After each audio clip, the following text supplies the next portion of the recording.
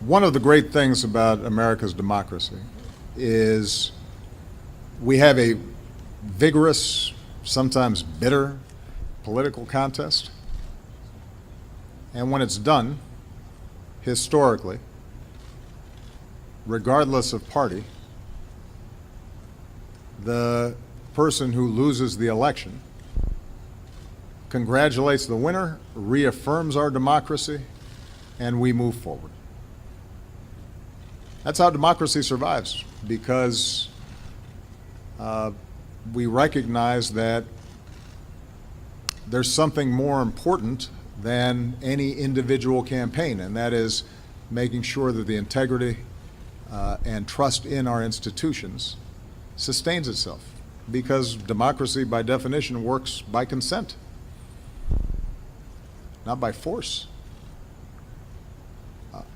I have never seen in my lifetime or in modern political history any presidential candidate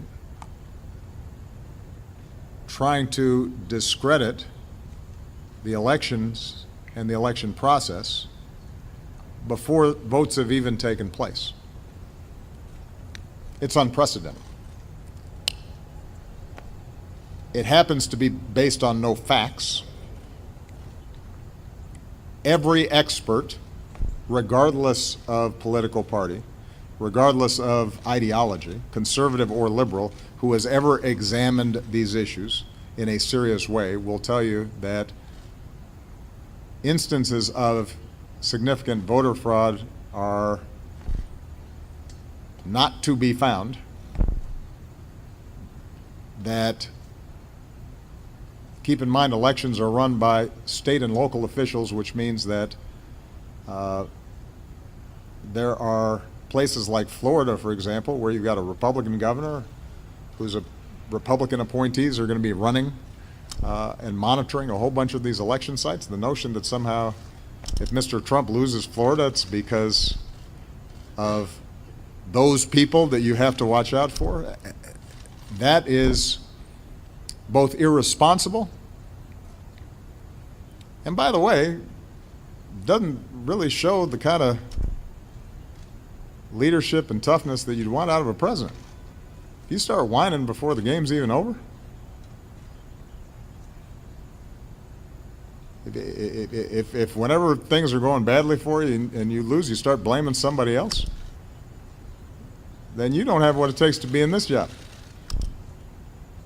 Because there are a lot of times when things don't go our way or my way. That's okay. You fight through it. You work through it. You try to accomplish your goals. But the larger point that I want to emphasize here is that there is no serious person out there who would suggest somehow that you could even rig America's elections, in part because they're so decentralized and the numbers of votes involved. There's no evidence that that has happened in the past or that there are instances in which that will happen this time. And so I'd advise Mr. Trump to stop whining and go try to make his case to get votes.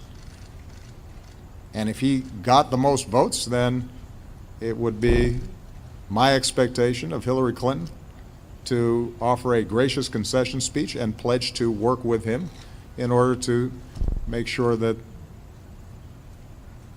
the American people benefit from an effective government.